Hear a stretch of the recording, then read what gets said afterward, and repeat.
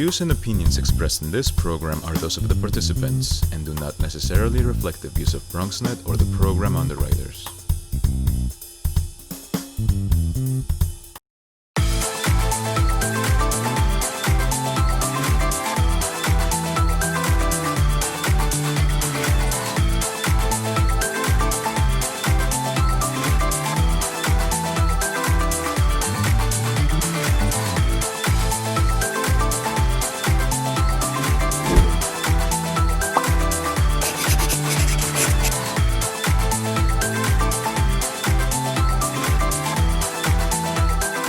Hello and welcome to Bello's Fashionistas Home Edition. I am your host, Flenser Bello.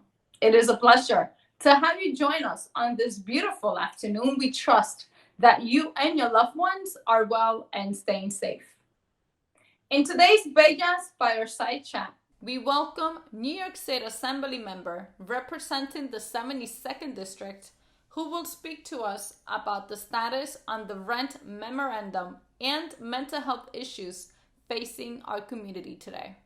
Please join me in welcoming Latina Dominicana and the second woman to represent the 72nd District Assembly member, Carmen De La Rosa. Honorable Carmen De La Rosa, thank you so much for joining us today. Thank you so much for having me. Thank you for this platform to share with our communities, not only what we're doing to help, but also the deep impact that this pandemic has left on the most vulnerable New Yorkers. For those that do not know you, Honorable De La Rosa, please tell us about yourself and what it is that you do. Just to tell you a little bit about who I am and what I do and what an assemblywoman is, because I know that sometimes our community tends to get confused. Like, you see assemblywoman, you see a council person, you see a congressperson, and you're like, what do all these people do? I represent Upper Manhattan, which encompasses the communities of Inwood, Washington Heights, Marble Hill, which is a small section of the Bronx, and Upper Manhattan. And I've been elected in office since 2017. I'm the third Dominican elected official in that chamber, and I'm very proud of my roots. I represent a mostly immigrant community here in Uptown, and it's the community where I was raised. I immigrated here as a baby from the Dominican Republic with my parents. And shortly after we immigrated here, we settled in Washington Heights, where the bulk of the Dominican immigrants at that time were settling. And I think that for me, one of the most important things that was taught to me was that although I was not rich monetarily, I had a very strong and rich relationship with my community. From an early age, my parents got me involved with the youth movement in our community.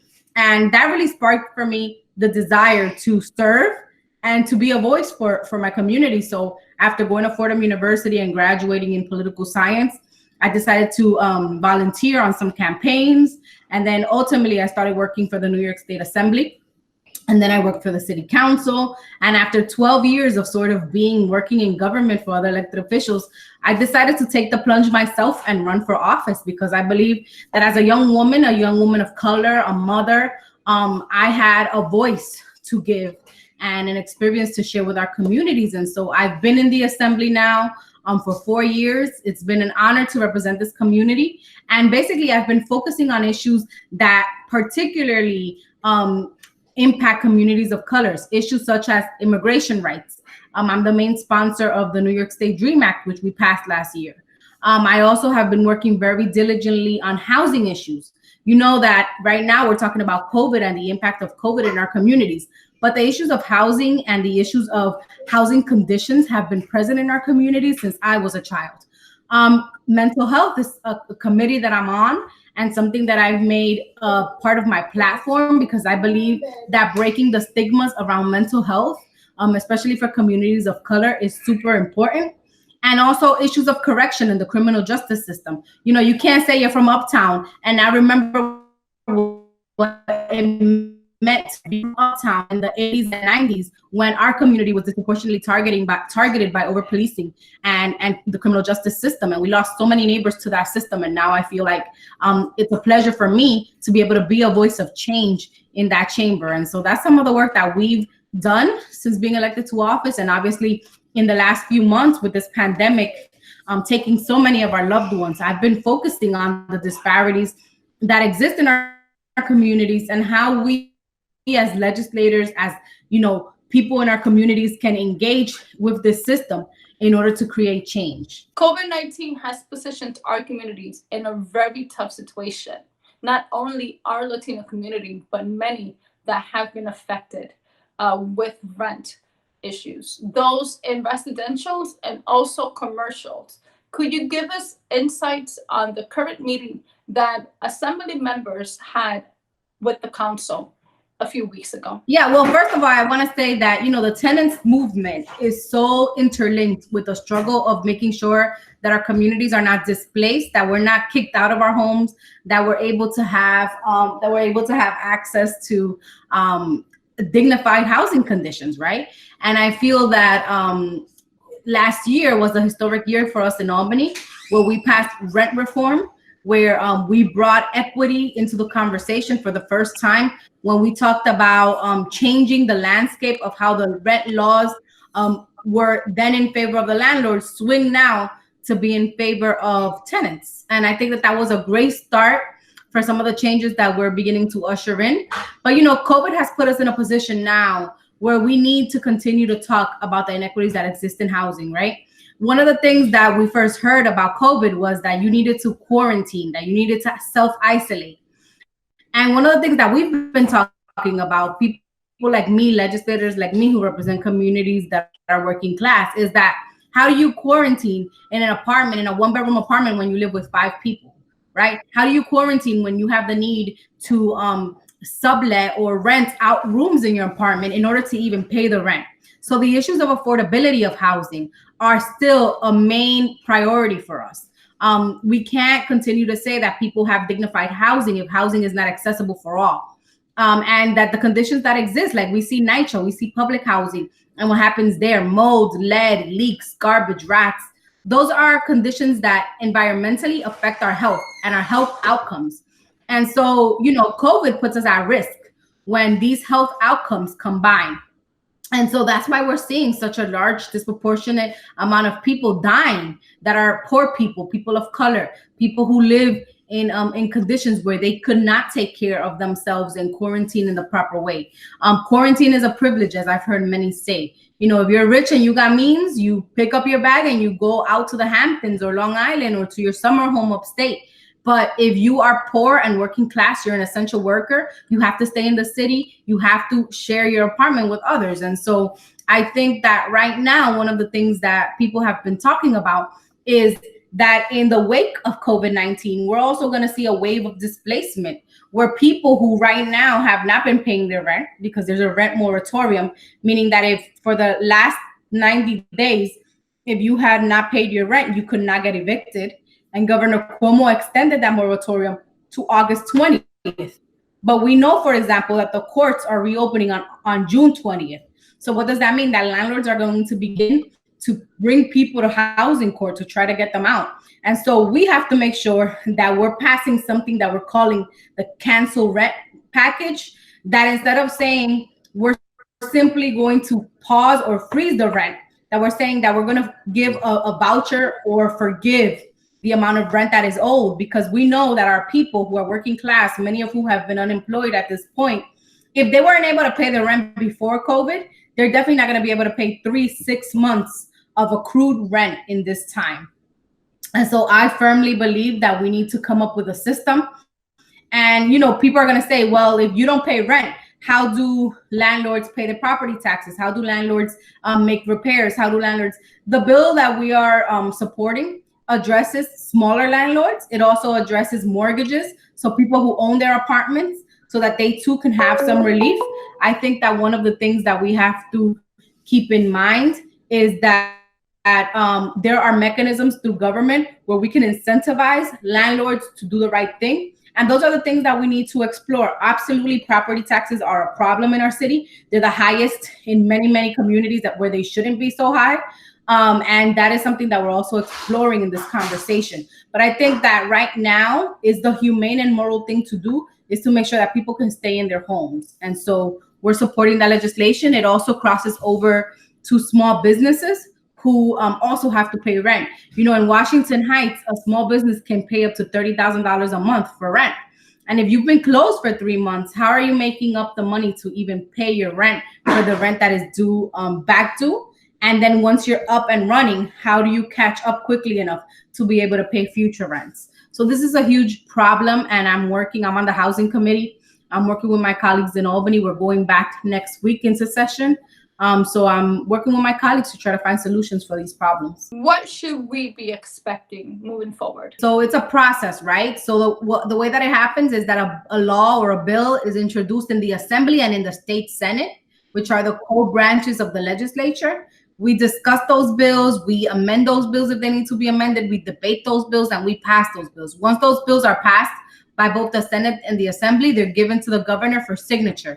At that time, the governor can sign it into law, or he can veto it. He can say, I don't support this idea, and send it back to us. If he sends it back to us, we would have to override a veto, and we would have to have 3/4 majority in order to override his veto and pass the law. So over his objections. So, it's a process, and it's a process that takes time, but it's also a process that I think allows us to have the conversations about the needs in our community and shine a light, like you said, to those disparities that not a lot of people who are in privilege have never even had to imagine, right? I think that that's our job as elected officials, to highlight the plight of those that don't have a voice. That's why we're elected. And so for me, it's an honor to be able to do that for the communities of Upper Manhattan. How can tenants, both residential and commercial, feel reassured after August 30th? Well, I think that the first thing that our small businesses need to do is to make sure that, one, they're keeping abreast of the changes that are coming through the different executive orders that the governor is putting forth, because we want to make sure that our small businesses have the information and the tools to be successful. So I think that that's priority number one, is for them to make sure that they know when it's their turn to reopen, what services are essential, what are the regulations that exist.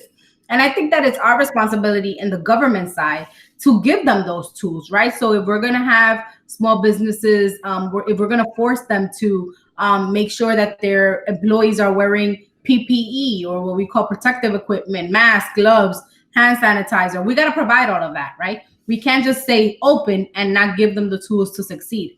In addition to that, I think there's also a lot of loss that has happened. If you think about what's happening with unemployment in this country and in this state, this week we learned that 36 million Americans had applied for unemployment. And in New York State, 2 million have already begun to receive unemployment benefits. And so if you're on unemployment right now, and you qualify, and you're lucky enough to qualify, you're getting about $1,100, maybe weekly, maybe a little bit more, maybe a little bit less.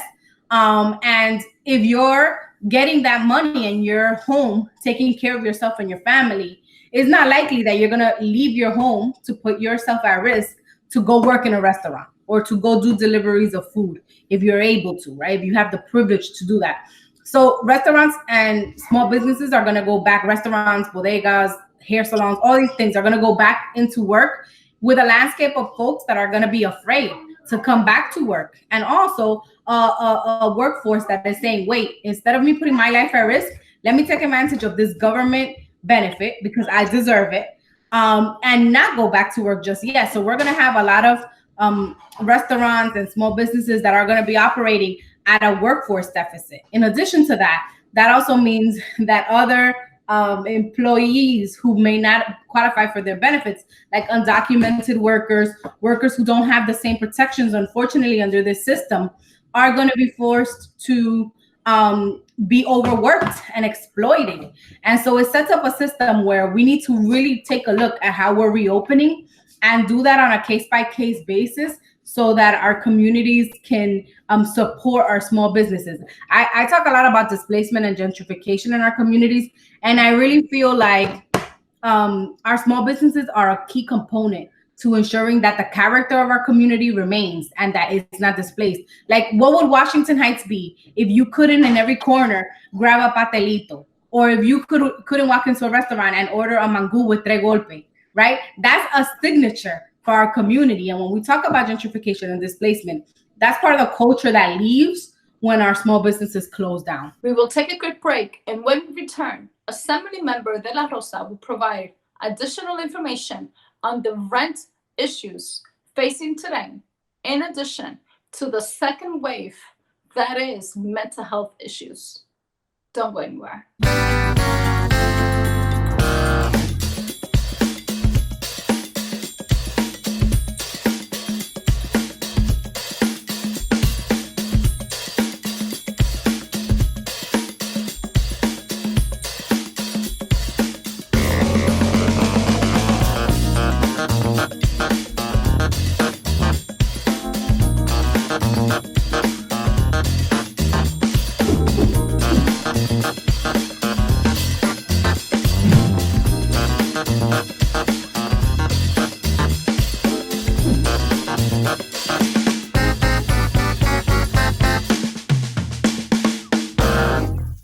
Welcome back, Honorable Carmen De La Rosa. I understand that the Assembly member met a few weeks past, and one of the things that was potentially decided, and you could correct me on this, was that for the rent issues to be extended to 2021 and to give it till April. Could you discuss or tell us how promising that is? The Assembly has been meeting. We've been talking to our colleagues. Right now, the governor has the power through his executive orders to continue to extend the moratoriums on rent, which he did until August 20th, 2020.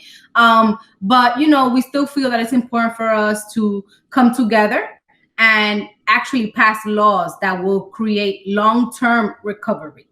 Because one thing is a short emergency recovery and the other thing is the long-term recovery. So that's what we're trying to achieve now. We're going back next week. And so I'm looking forward to us bringing some solutions there. What are the chances that these are going to be continued to be extended? I think that, you know, the best way is for us to get back to work and for us to go to Albany and pass these laws. That's really the reassurance that they need right now, is to know that there's laws in place to protect them. The courts are the houses of law, right? And so if the laws are in place to protect people, the courts will have to follow the law. So that's, I think, the best way right now. What are some of the action plan or resources that have been put into place for these people that have been affected with mental health? I'm on the mental health committee, and one of the things that we've been trying to do is to legislate, pass laws around breaking the stigma for mental health. 2 years ago, we passed a bill that was historic in nature that talked about suicide prevention with Latina girls and African American boys, because those were the populations that we were seeing a lot of growth in those industries. And now with everything that's happening with COVID, we know that there's a lot of grief and trauma and stress, and those things lead to mental illness. They lead to depression, in addition to the already severely mentally ill people that are in our community. And so one thing that I'm doing is that I'm working with New York Presbyterian, which is the hospital in my district, to create a plan tailored to my community that I hope that my other colleagues and other people around the state will replicate in their communities. And that includes telehealth visits where you can have a one-on-one with a psychiatrist if you need it. That also includes support groups for people who just need someone to talk to. That also includes how to grieve, how to mourn in a community, right? Doing things such as setting up memorials for people in our community who have lost their loved ones. And that also includes support groups for parents. I have a 5-year-old. I know you see her running around behind me. It's been hard. Yes, it's been hard though. It's been hard having her inside the house since March 18th, I think was the last day that she was in school, and having to do the homeschooling, keeping that balance. Kids, especially when they're young, it's hard for them to express how they feel. So having support for parents, women, and domestic violence, that's an issue that we know. Imagine being quarantined with your abuser, right? And so these are all issues that we need to continue to put a mental health twist on and make sure that we have services that are available and that are coming to people's homes during this time. One of the things that they are reopening all these recreation so that we could be able to go outside and take our mind of a lot of things. What are the things that in your community you're working along with any organization to be able to bring recreation to these youth and the families? We work closely with a lot of our sports leagues like baseball and basketball. We have been talking to them about how to support their parents. Right now, the main need has been access to food. So in making sure that they have access to feed their families. As far as recreation, one of the things that we're asking our communities to do is to take precautions necessary before they go outside, right? We all need to go outside. We all need to go on walks, but maybe scheduling your walk for early in the morning, or going to a park if you see it's too full, walking a little longer to go to the next park, right? Making sure that we have adequate green spaces for people to sit and have open space. A lot of our communities, we live in a city, they say concrete jungle, right?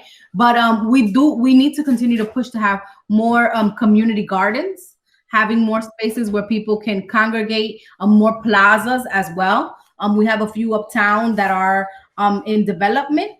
And so, just ensuring that people know that people have access to masks so that they can go outside and feel safe, and gloves and hand sanitizer and all of those things. Is there anything that you could recommend so that we could still practice self-distancing and not get too heat or too hot? I know that Mayor de Blasio is also giving out air conditioning to the elderly. Can you give us any insights? There is a program through the city of New York for air conditioners for elderly. It's a program, if you call 311 or you go to NYC.gov, you can have access to how to apply. It's mostly for seniors. But in addition to that, I think that, look, the state of New York is beautiful. Sometimes we focus a lot on the city because we're city people, but the whole state is beautiful. And parts of the state are opening up. So you can also, if you have the ability to travel, go into upstate New York, go look at some of our state parks and our state beaches, right? There's other ways of doing that in a safe way, where we aren't as crowded on one on top of the other as we are in the city of New York. Thank you, Honorable De La Rosa, for joining us this afternoon. It has been a pleasure to speak with you and also hear all these things that you and your assembly team members are working on. Where can anyone contact you? Give us some things of what you're working on. Yes, I see you distributing food. Thank you so much for doing all these things. Yes, we're distributing food, we're distributing masks, we're making sure that test centers are popping up all over our community. Folks who live in Upper Manhattan and need help with unemployment and other issues could call my office.